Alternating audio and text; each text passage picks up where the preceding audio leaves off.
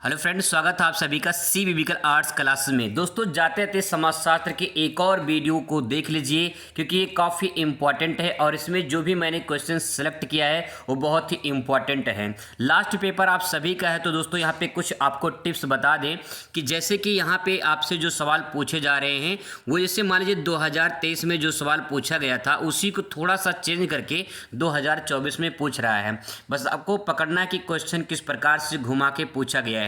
यहाँ पे देखिए, यहाँ पे कुछ क्वेश्चन है जो बार बार रिपीट हुआ है और थोड़ा सा चेंजिंग करके पूछा गया है। जैसे देखिए, ग्राम पंचायत के 3 दायित्व बताइए, क्या दायित्व है ग्राम पंचायत का, ठीक है। अथवा करके इसी को पूछा है कि ग्राम पंचायत राज व्यवस्था की मुख्य विशेषताएं क्या होती हैं। सवाल का उत्तर एक ही है लेकिन क्वेश्चन थोड़ा सा घुमा दिया है। अगला देखिए, अथवा करके पूछा है कि ग्रामीण आर्थिक जीवन में पंचायतों के महत्व पर प्रकाश डालिए। फिर अथवा करके पूछा है कि ग्राम पंचायतों की शक्तियों का व्याख्या कीजिए। तो सिंपल सी बात यह है कि अगर आप जो है गांव से बिलोंग करते हैं, गांव में रहते हैं, तो आप इस प्रश्न का उत्तर आराम से दे पाएंगे क्योंकि गांव के प्रधान के बारे में जो है लिखा है, ठीक है। यानी जो गांव का सरकार होता है वो कौन होता है? गांव का प्रधान होता है। प्रधान के अंडर में सारी कामें होती हैं, ठीक है। तो यहाँ पे जो काम होते हैं प्रधान के द्वारा, वही बात को आप यहाँ पे लिखना है। यानी ग्राम पंचायत का जो मुखिया होता है इसे प्रधान कहा जाता है। उसके 3 दायित्व क्या हैं, उसकी विशेषताएं क्या हैं, उसके कार्य क्या हैं, उसकी शक्तियां क्या हैं, यही बताना है। तो चलिए शुरुआत करते हैं और उसका आंसर लिखते हैं। सबसे पहले आप यहाँ पे कुछ पॉइंट लिखेंगे, जैसे ग्राम पंचायतें सार्वजनिक कल्याण के कार्यों के अतिरिक्त आर्थिक क्षेत्र, सामाजिक क्षेत्र और राजनीतिक क्षेत्र में विभिन्न कार्य करती हैं जो निम्नलिखित हैं। अब आइए देखते हैं कौन कौन से काम हैं जिनको आपको समझना है। सिंपल वर्ड में समझ सकते हैं क्योंकि गांव से आप अगर बिलोंग करते हैं तो आप आसानी से इस बात को समझ पाएंगे और अच्छे से लिखेंगे, पूरा नंबर आपको मिलेगा। पहला पॉइंट देखिए, ग्राम पंचायतें ग्रामीण जनता के लिए संक्रामक रोगों की रोकथाम, सफाई, शुद्ध पेयजल आदि की व्यवस्था करती हैं। यानी गांव के प्रधान के द्वारा क्या क्या किया जाता है वही बात आपको यहाँ पे लिखना है। दूसरा पॉइंट देखिए, ग्राम पंचायतें कृषकों के कृषि सुविधाएं उपलब्ध कराती हैं। जो किसान होते हैं उनको कृषि से संबंधित जो भी समस्याएं होती हैं या फिर जो भी सामग्री होती है वो जो है उपलब्ध कराती हैं, ठीक है। अगला है पशुपालन जो है व्यवसाय और तथा चारा जो है जो चरगाह होते हैं उनके लिए जो है व्यवस्था की जाती है। अगला है मनरेगा के तहत ग्रामीण जनता को रोजगार की व्यवस्था की जाती है। मनरेगा के तहत जो जिसे नरेगा बोलते हैं उसके तहत काम मिलता है और वो जो काम मिलता है वही जो है प्रधान के द्वारा कराया जाता है। आगे है ग्राम पंचायतें स्थानीय स्तर पर जो है शिक्षा का प्रचार प्रसार का कार्य करती हैं। तो कुछ यहाँ पे पॉइंट दिए गए हैं, अगर आपके हिसाब से कुछ और पॉइंट लगता है तो आप यहाँ पे नोट कर सकते हैं। चलिए बात करते हैं अगले प्रश्न पर। अगला प्रश्न आपके सामने यहाँ पे है कि लोकतंत्र में राजनीतिक दलों की क्या भूमिका है। This is most important question, ध्यान रखेंगे। कई बार पूछा है कि लोकतंत्र में राजनीतिक दलों की क्या भूमिका है, यानी भूमिका का मतलब उनकी क्या योगदान है, क्या विशेषताएं हैं, ये पूछा जा रहा है। यहाँ पे अथवा करके सवाल पूछा गया है कि राजनीतिक दल किसे कहते हैं, राजनीतिक दल के मुख्य कार्य क्या होते हैं, इसके बारे में बताना है। तो सबसे पहले हमें यह समझना है कि राजनीतिक दल क्या होता है। आइए इसका आंसर देखते हैं। हेडिंग डालेंगे और इसके बारे में लिखेंगे। जब कुछ व्यक्तियों का समूह राजनीतिक उद्देश्यों की प्राप्ति के लिए संगठित होता है और शासन की सत्ता अपने हाथों में लेने का प्रयास करता है तो उस व्यक्ति समूह को राजनीतिक दल कहा जाता है। दोस्तों, दल का मतलब होता है समूह, गुट, ठीक है। और किसका गुट है? तब आंसर होगा राजनीति का। यानी जो राजनीति कार्य करने वाले व्यक्तियों हैं इनका एक समूह बनाया गया है, एक गुट बनाया गया है। जैसे कोई एक पार्टी है, कोई पार्टी मान लो बीजेपी पार्टी है, ठीक है। इसके बाद जो है कांग्रेस पार्टी है, सपा है, बसपा है, आम आदमी पार्टी है, बहुत सारी पार्टियां हैं। तो जो ये पार्टियां हैं इन पार्टियों में कोई अकेला तो नहीं रहता है ना, कई सारे लोग रहते हैं। कई राजनेता मिलकर एक पार्टी को बनाते हैं और वही जो है अपना संचालन करते हैं। तो वही बात यहाँ पे कहा गया है कि जब कुछ व्यक्तियों का समूह राजनीतिक उद्देश्य की प्राप्ति के लिए, यानी राजनीतिक सत्ता को जो है अपनाने के लिए संगठित होता है। संगठित का मतलब एकजुट होना, ठीक है। एकजुट होकर सत्ता अपने हाथों में लेने का प्रयास करते हैं। यानी सत्ता जो है, यानी जो कुर्सी होती है उसको हाथ में अपने लेने की, यानी सत्ता पर, यानी कुर्सी पर बैठने का जो है प्रयास करते हैं। सिंपल भाषा में कि सरकार बनाने का कोशिश करते हैं। तो ऐसे समूह को राजनीतिक दल के नाम से जाना जाता है। यहाँ पे छोटी सी एक परिभाषा लिख देंगे ली कॉक के अनुसार। किसके? ली कॉक के अनुसार इन्होंने कहा है कि राजनीतिक दलों से हमारा तात्पर्य नागरिकों के उस संगठित समूह से होता है जो इकाई के रूप में कार्य करता है। तो दोस्तों यहाँ पे बात ये कहना चाह रहे हैं कि जो राजनीतिक दल होते हैं वो नागरिकों के उस संगठित समूह से होता है जो इकाई के रूप में कार्य करते हैं।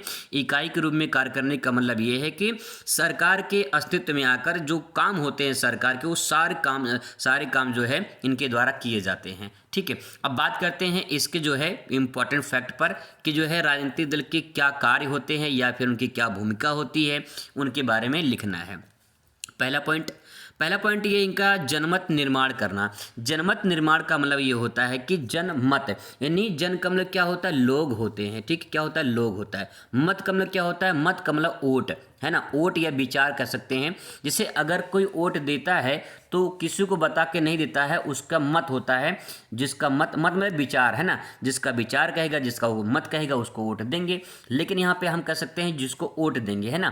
तो यहाँ पे ये है कि जनमत का निर्माण करना, यानी लोगों को अपने तरफ आकर्षित करना, लोगों को अपने में गुटों में शामिल करना, ये राजनीतिक दलों का काम होता है। ठीक है, पहला पॉइंट समझ में आ गया। आगे देखिए, सरकार का गठन करना।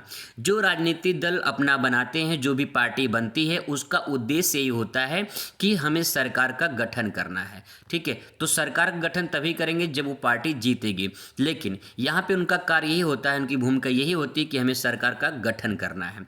अगर इनके बारे में जैसे लॉन्ग क्वेश्चन में ये पूछा जाएगा तो इसके बारे में थोड़ा दो तीन लाइन अगर आप लिख दोगे ना तो पूरा नंबर आपको मिल जाएगा। ठीक है, आगे देखिए, शासन के विभिन्न अंगों में जो है अंगों में तालमेल। शासन के विभिन्न अंगों में तालमेल का मतलब ये हो, जैसे कि कार्यपालिका का नाम सुना होगा आप लोगों ने। ठीक है, कार्यपालिका होता है। ठीक है, और इसके बाद जो है आपने विधायिका के बारे में नाम सुना होगा, विधायिका के बारे में। ठीक है, यहाँ पे विधायिका के बारे में नाम सुना होगा आप लोगों ने। इसके बाद न्यायपालिका का नाम सुना होगा आप लोगों ने। तो जो ये कार्यपालिका, विधायिका, न्यायपालिका, ये सरकार के अंग होते हैं, है ना। ये सब जो है हिस्से होते हैं। तो ये सब जो है आपस में तालमेल बिठा के काम करते हैं। तो यही इसका काम हो गया। अगला है राष्ट्र नीति का निर्माण करना। राष्ट्र नीति का निर्माण करना, राष्ट्र को एक ऐसे मोड़ पर लेकर जाना ताकि जो है जो अन्य देश हैं उनके मुकाबले में खड़ा हो सके।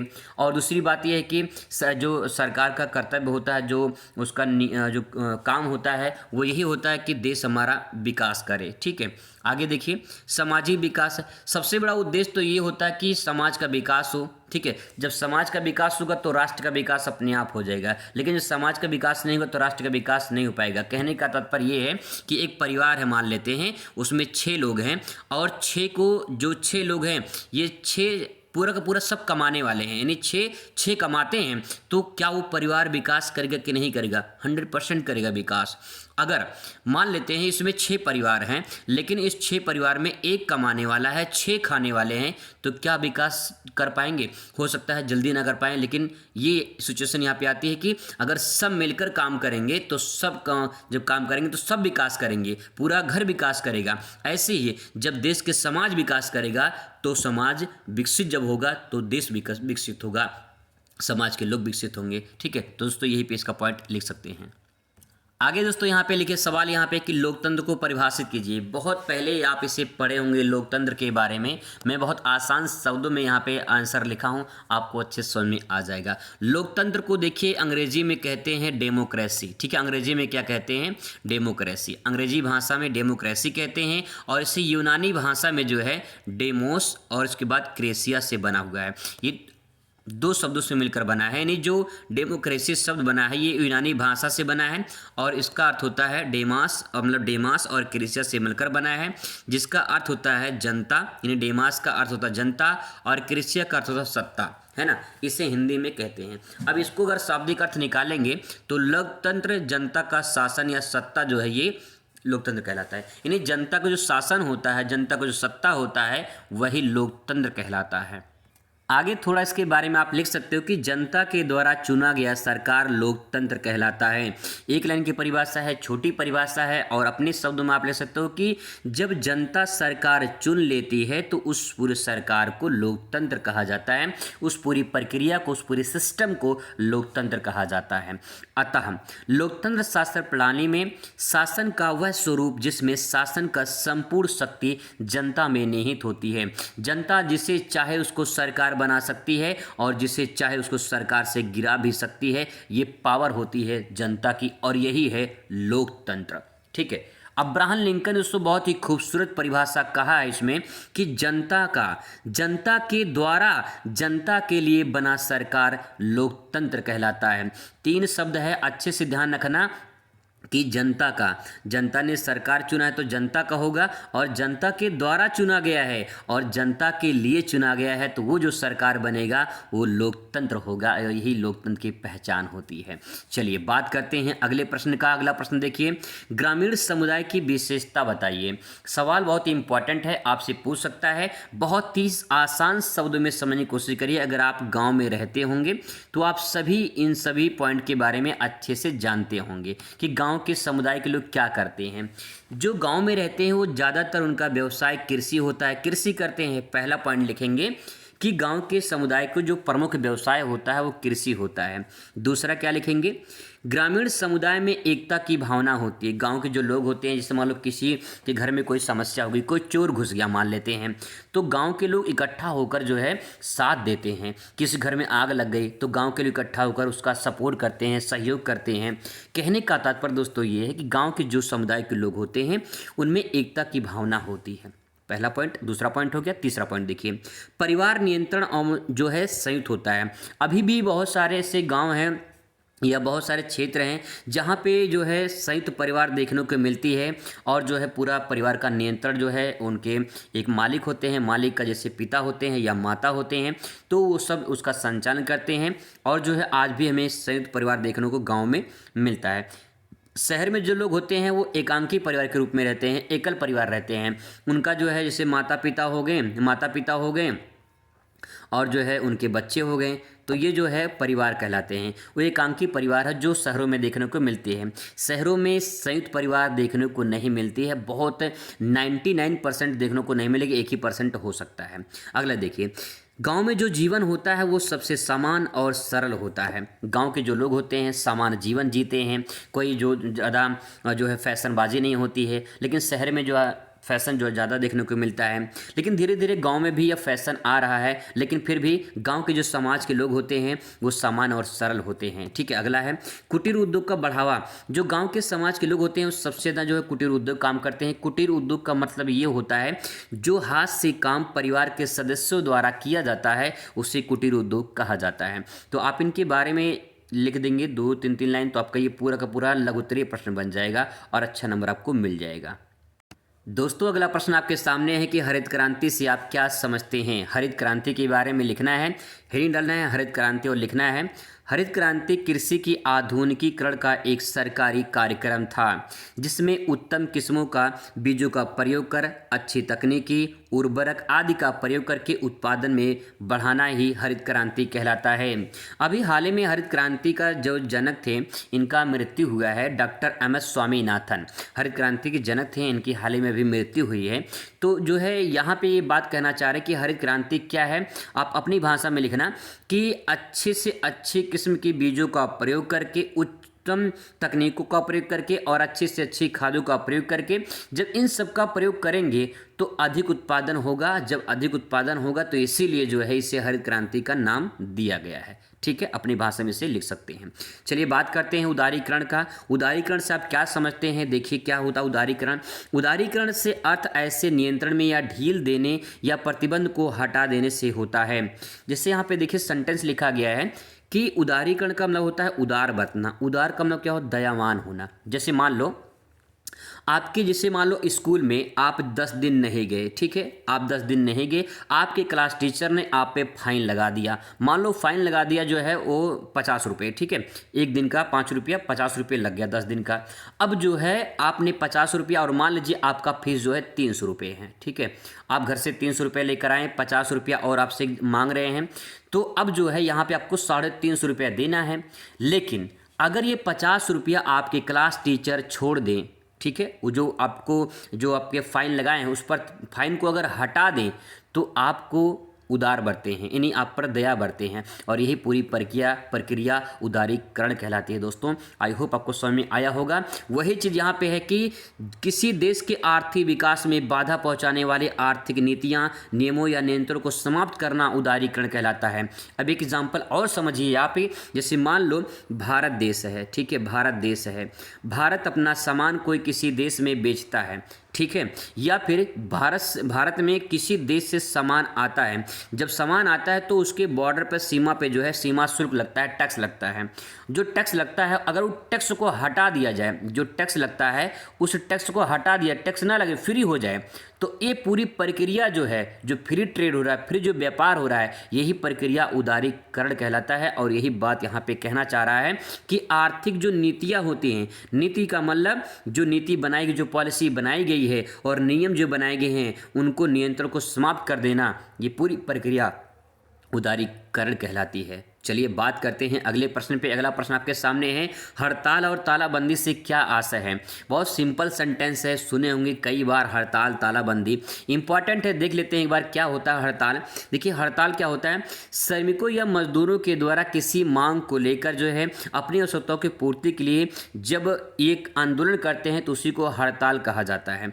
एक लाइन में अगर समझना है तो आप इतना समझ जाइए, किसी भी फैक्ट्री या कंपनी में काम करने वाले जो मजदूर होते हैं, अगर उनकी आवश्यकताओं की पूर्ति ना हो तो उसके लिए आंदोलन करते हैं, और वही आंदोलन हड़ताल के नाम से जाना जाता है।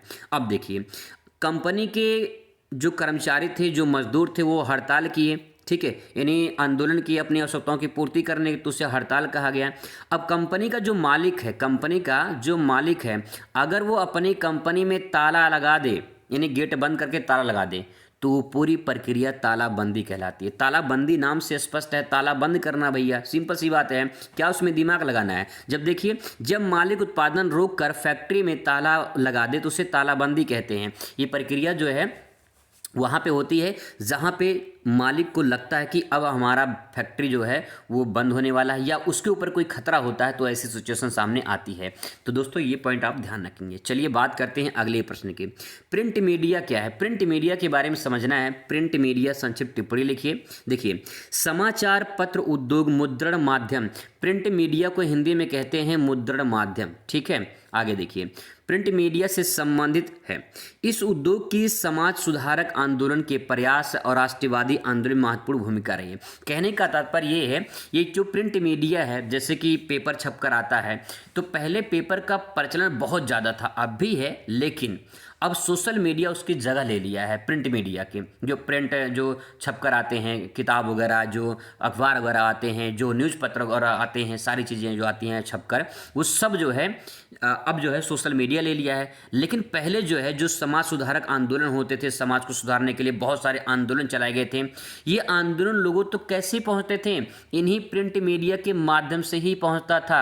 जो राष्ट्रवादी आंदोलन होते थे, ये आंदोलन पहले इन्हीं के माध्यम से पहुँचता था, क्योंकि पहले तो उतना सोशल मीडिया और मोबाइल वगैरह जो है, टेलीविज़न या फिर जो है कंप्यूटर वगैरह नहीं थे, तो कैसे होता था ये सब उसी के द्वारा होता था, प्रिंट मीडिया के द्वारा। देखिए, आधुनिक समय में इसकी जगह मोबाइल फ़ोन, कंप्यूटर, लैपटॉप आदि जो है ले लिए हैं। तो यहाँ पे आप अपनी भाषा में भी ले सकते हैं। अगर ये लघु में पूछ लेगा तो थोड़ा सा बढ़ा के अपनी भाषा में इसे थोड़ा सा ले सकते हैं कि क्या हो रहा है आज की डेट में, सोशल मीडिया कैसे जो है इसकी जगह ले रहा है, और प्रिंट मीडिया धीरे धीरे खत्म होने के कगार पे है। आगे दोस्तों अगला प्रश्न आपके सामने है, सामाजिक आंदोलन को परिभाषित कीजिए। क्या होता है सामाजिक आंदोलन, आइए देखने की कोशिश करते हैं इसको। सामाजिक आंदोलन हेडिंग डाल देंगे और उसके बारे में लिखेंगे समाज की ज़रूरतों के लिए अथवा समाज की समस्याओं के समाधान के लिए सामाजिक आंदोलन होता रहा है। सामाजिक आंदोलन योजनाबद्ध तरीके से किया जाने वाला सामूहिक प्रयास होता है। बहुत ही सिंपल आसान शब्दों में आपको समझाऊं मैं, तो बस आप इतना समझ लीजिए कि जो समाज के लोग होते हैं, जब उनको समाज के लोगों की कोई समस्या होती है या फिर उनके उद्देश्यों को कोई पूर्ति करनी होती है, तो उसके लिए समाज के जो लोग होते हैं वो इकट्ठा होते हैं और अपने हित के लिए सरकार से मांग करते हैं, और वही जो मांग होती है वो सामाजिक आंदोलन के नाम से जानी जाती है। बहुत सारे सामाजिक आंदोलन हुए हैं और वो अपने हित के लिए हुए हैं। एक छोटा सा एग्जाम्पल दे, आपने भारत छोड़ो आंदोलन का नाम सुना होगा। ये भारत छोड़ो आंदोलन देश के सबसे बड़ा आंदोलन माना जाता है। भारत छोड़ो आंदोलन जो गांधी जी के द्वारा शुरुआत की गई थी, तो एक तरह से ये भी समाज के हित के लिए किया, देश के हित के लिए किया गया था, ताकि जो अंग्रेज छोड़कर भाग जाए यहाँ से। ठीक है, आगे बात करते हैं अगले प्रश्न पर। पर्यावरण आंदोलन क्या है, भारत में इसके उद्देश्य को बताइए, अथवा करके पूछ सकता है कि पर्यावरण आंदोलन क्या है। आंदोलन हुए हैं लेकिन किसके लिए, तो जवाब होगा पर्यावरण के लिए। आइए देखते हैं कि एनवायरनमेंट के लिए ऐसा कौन सा आंदोलन हुआ था जो यहाँ पे बात कही जा रही है। पर्यावरण आंदोलन के लिए किए जाने वाले संगठित प्रयास को पर्यावरण आंदोलन कहते हैं। सिंपल वर्ड है, आसान शब्द में समझ सकते हैं। और दोस्तों ध्यान रखना, मैंने किताबी भाषा नहीं लिखा है, मैंने वही शब्द लिखा है जो आप आसानी से समझ पाओ, क्योंकि आपके पास टाइम नहीं है इतना समझने के लिए, है ना। तो इसलिए कम समय है, अच्छा पढ़ेंगे लेकिन पूरा नंबर लेकर आएंगे। ठीक है, चलिए देखते हैं। तो यहाँ पे दोस्तों कितने सारे सामाजिक आंदोलन हुए थे, मतलब पर्यावरण संबंधी आंदोलन हुए थे। जैसे कि चिपको आंदोलन नाम सुना आप लोगों ने नाम सुना होगा।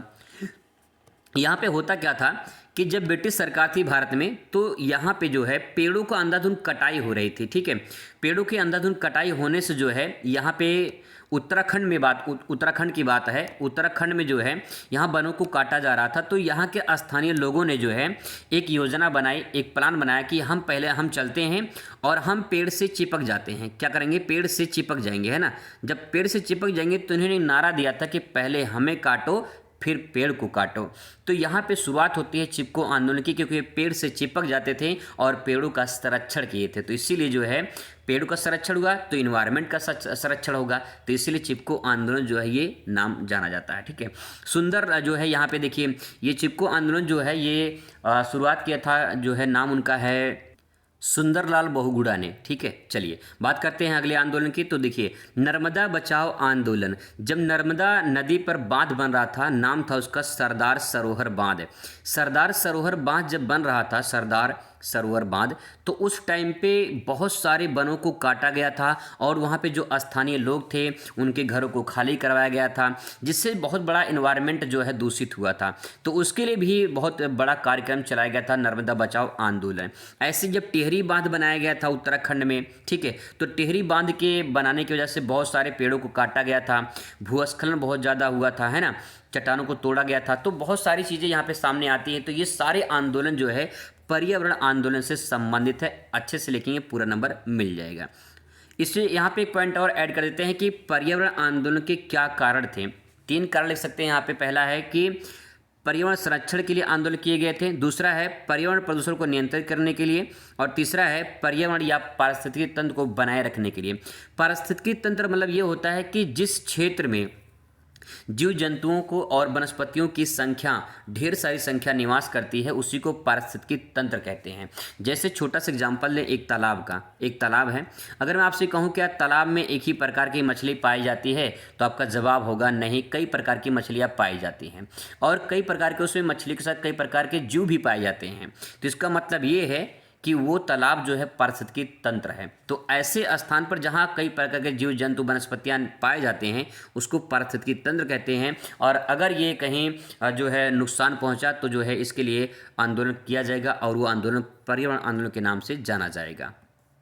अगला सवाल दोस्तों काफ़ी मोस्ट इंपॉर्टेंट है कि जनजातीय आंदोलन से आप क्या समझते हैं, या फिर पूछ सकता है कि भारत में कुछ जनजातीय आंदोलन का उल्लेख कीजिए, या पूछ सकता है कि जनजातीय आंदोलन के परिणामों का उल्लेख कीजिए। तो देखिए कैसे लिखेंगे इसका आंसर। सबसे पहले लिखेंगे ब्रिटिश शासन के अंतर्गत भारत के विभिन्न भागों में विभिन्न आदिवासी समूहों ने ब्रिटिश भारत सरकार की शोषणकारी और भेदभावपूर्ण नीतियों के विरुद्ध नेतृत्व किया। इनको ही जनजातीय आंदोलन के नाम से जाना जाता था। कहने का तात्पर्य दोस्तों ये कि जब भारत में ब्रिटिश सरकार था तो उसी टाइम से जो है जनजातियों का शोषण होता आ रहा है, क्योंकि ब्रिटिश जो सरकार यहाँ पे थी उनका उद्देश्य यह था कि ज़्यादा से ज़्यादा व्यापार करना, और व्यापार के चक्कर में जो है वो अन्य लोगों के नहीं भारत के लोगों को नुकसान पहुँचाते थे, शोषण करते थे। ठीक है, भेदभाव जो है यहाँ पर होता था। तो इसके कारण जो है आंदोलन की शुरुआत हुई थी, और इन आदिवासियों को आंदोलन ही जनजातीय आंदोलन के नाम से जानी जाती है। आइए देखते हैं कि जनजातीय आंदोलन कुछ है यहाँ पे। जैसे कुछ जनजातीय आंदोलन जैसे कि यहाँ पे आर्थिक शोषण से जो प्रेरित थे वो आंदोलन किए थे। ठीक है, राजनीतिक रूप से जो मतलब राजनीतिक खिलाफ जो थे, जो राजनीतिक रूप से पीड़ित थे वो आंदोलन किए थे। इसके बाद सामाजिक भेदभाव जो करते थे वो भी आंदोलन के इनके द्वारा किया गया था। तो ये सारे आंदोलन जो है जनजातीय आंदोलन के नाम से जाने जाती है। अलग अलग प्रकार से लोगों का शोषण हुआ था, राजनीतिक दलों के द्वारा खिलाफ उनके द्वारा शोषण हुआ था, सामाजिक भेदभाव की भावना रखी गई, इसके कारण आंदोलन हुआ था। तो कई सारे आंदोलन जो है जनजातियों के द्वारा किए गए थे। इनके बारे में छोटा सा परिणाम लिख देंगे, क्या परिणाम हुआ था निकल कर सामने आया। आदिवासियों के जो है सभी आंदोलन शोषण तथा दमन के खिलाफ थे। उनका शोषण करने वाले जमींदार, ठेकेदार, महाजन, सरकारी अधिकारी आदि लोग थे। इन्हें जो जमींदार जो ये सब जो थे जमींदार, महाजन, ठेकेदार, सरकारी अधिकारी, ये सब शोषण करते थे, जिसके लिए जनजाति जो है परेशान होकर आंदोलन करने को मजबूर हो गए थे, जिसके कारण आदिवासी धीरे धीरे आंदोलन करने लगे। कई बार उन्होंने नरसंहार भी किया, तब जाके उन्हें सफलता मिली। तो कहने का तात्पर्य यह है कि जैसे भारत ने अपने देश को जब आज़ाद कराया तो आज़ादी में न जाने कितने लोगों ने अपने आप को बलिदान दे दिया। ठीक है, तो अब तब जाके आज़ादी मिली है। ऐसे जनजातीय लोगों ने कई बार अपने आप को नरसंहार के रूप में देखा है, कई बार लोगों को जो है मृत्यु हो गई उसमें, इस आंदोलन में, तब जाके इनको सफलता मिली। लेकिन बहुत सारी भी जनजातियाँ हैं जिनको सफलताएँ नहीं मिली हैं। ये प्रश्न दोस्तों काफ़ी इंपॉर्टेंट है। नारी आंदोलन से जो है ये संबंधित सवाल पूछ सकता है कि नारी आंदोलन के से समाज पर क्या प्रभाव पड़े, मतलब क्या प्रभाव पड़ा है। और इसके बाद जो है भारत में महिला आंदोलन के प्रमुख कारण बताइए। नारी आंदोलन या महिला आंदोलन के बारे में लिखना है, तो चलिए इसके बारे में थोड़ा सा लिखते हैं और समझने की कोशिश करते हैं। 19वीं शताब्दी में समाज सुधार आंदोलनों में महिलाओं से संबंधित अनेक मुद्दे उठाए गए थे। इनमें पंडिता रमाबाई, विद्यासागर, दयानंद सरस्वती, ज्योतिबा फूले आदि समाज सुधारकों ने जो है समाज की कुरीतियों से संबंधित जो है मुद्दा उठाया था। तो महिला के साथ जो है बहुत सारे ऐसे जो है दुर्व्यवहार किए गए थे 19वीं शताब्दी में भी और 20वीं शताब्दी में भी। तो जिसके कारण लोगों ने जो है आवाज़ उठाया, और कुछ समाज सुधारक भी थे जिन्होंने जो है आवाज़ उठाया महिला के खिलाफ। ठीक है, मतलब कि महिला के लिए उठाया कि जो है ऐसा नहीं होना चाहिए। जैसे कुछ समाज में बुराइयां थी, आइए देखते हैं कौन कौन सी बुराइयां समाज में थी जिसके कारण जो है नारी आंदोलन सामने आया। तो समाज में कुछ कुरीतियाँ थी, आइए उनके बारे में बात करते हैं। जैसे आपने नाम सुना होगा सती प्रथा। सती प्रथा में क्या होता था कि जो है अगर जो किसी का जो मतलब किसी औरत की अगर पति जो है अगर उसकी मृत्यु हो जाती थी तो उसको चिता पे जिंदा उसको जला दिया जाता था। तो कितनी घटिया प्रथा थी ये सती प्रथा, है ना। तो इसको जो है समाज के लोगों ने जो है धीरे धीरे ख़त्म किया। इसके बाद जो है दहेज प्रथा। दहेज प्रथा की डिमांड जो है आज भी समाज में देखने को मिलती है, लेकिन ये कानूनन अपराध है दहेज लेना भी और दहेज देना भी। ठीक है, इसके लिए एक जो है कानून भी बनाया गया है, दहेज निषेध अपराध अधिनियम। तो दहेज यहाँ पे प्रथा जो है ये भी एक तरह से बहुत बड़ी बीमारी थी और आज भी चलने देखने को मिलती है। लेकिन अब जो है ये पूरी तरह से जो है मतलब बहुत लोग को अंदर ऐसा लगता है कि नहीं दहेज नहीं लेंगे। तो यहाँ पे ये हो गया पॉइंट। अगला है कि विधवा पुनर्विवाह निषेध। जैसे मान लो किसी औरत का आदमी जो है अगर मृत्यु हो गई उसकी, तो उससे पुनः जो है विवाह करने की अनुमति नहीं होती थी। लेकिन यहाँ पे जो है इन्होंने विधवा पुनर्विवाह का जो है फिर से शुरुआत किया। इसके बाद जो है फिर से उनका जो है पुनर्विवाह होने लगा। इसके बाद जो है यहाँ पे देखिए जाति भेद। जाति भेद मतलब छुआछूत की बहुत सारी भावनाएँ थी, बहुत सारी धारणाएँ समाज में पनपी हुई थी। तो इन सभी बुराइयों को ख़त्म किया गया। बाल विवाह ये भी बड़ा खतरनाक प्रथा था, बाल विवाह, बचपन में ही बच्चों की शादी कर दी जाती थी। तो समाज में विभिन्न प्रकार की बुराइयां थी। इन सभी बुराइयों को ख़त्म करने में बहुत जो है भागीदारी थी उन समाज सुधारकों की, और काफ़ी ज़्यादा जो है इसमें योगदान था उनका। अब बात करते हैं यहाँ पे नारी आंदोलन से समाज पर क्या प्रभाव पड़ा। बहुत ज़्यादा प्रभाव पड़ा है, आइए देखते हैं। समाज सुधारों, सती प्रथा का अंत करवाया। जो बहुत सारे समाज सुधार थे उन्होंने सब मिलकर जो है सती प्रथा का अंत करवाया।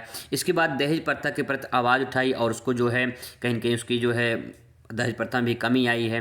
आगे है विधवा विवाह के लिए अनेक समाज सुधारकों ने जो है कट्टरपंथियों का विरोध झेलना पड़ा। जब विधवा विवाह की जो है इन समाज सुधारकों ने आवाज़ उठाई, देखिए समाज में क्या होता है ना, समाज में इतना घटिया प्रथा ये होती है, जैसे कोई आप नेक काम करना शुरू करेंगे, नेक काम मतलब अच्छा काम, जैसे कोई अच्छा काम करना जैसे स्टार्ट करेंगे या सोचेंगे ही, तैसे समाज के लोग आप पे उंगली उठाना शुरू कर देंगे कि ये गलत काम है, ये नहीं करना चाहिए, वो नहीं करना चाहिए। समाज में ऐसी जो कुरीतियाँ देखने को मिलती हैं, कुरीतियाँ मतलब बुराइयाँ देखने को मिलती हैं। तो यहाँ पे जैसे समाज सुधारकों ने विधवा विवाह के लिए आवाज़ उठाई तो जो कुछ कट्टरपंथी थे उन्होंने विरोध करना शुरू कर दिया। बहुत सारी लोगों की धारणाएँ होती है, सोच होती हैं, वो भी घटिया सोच होती हैं, तो ऐसा लोग रखते हैं। अगला पॉइंट लिखेंगे, जब ब्रह्म समाज में सती प्रथा का विरोध करना प्रारंभ किया था तो ब्रिटिश सरकार ने अस्वीकृत कर दिया था, मतलब इसको स्वीकार नहीं किया था, लेकिन समाज सुधारकों ने जनमत ने उन्हें प्रोत्साहन दिया। समाज सुधारकों की संख्या ज़्यादा थी, मतलब कि लोग अपना एकजुट हुए और जो है उसके खिलाफ आवाज़ उठाएं, तब जाके जो है लोगों को जो है यहाँ पे सफलता मिली। इसके बाद है 20वीं शताब्दी में जो है प्रारंभ में महिला आंदोलन संबंधी बहुत सारे संगठन बनाए गए हैं। अब महिला आंदोलन जो होते हैं वो उसमें जो है इन संगठन के द्वारा होता है। कोई भी अगर समस्या होती है तो संगठन के द्वारा जो है महिला के लिए आवाज़ उठाई जाती है।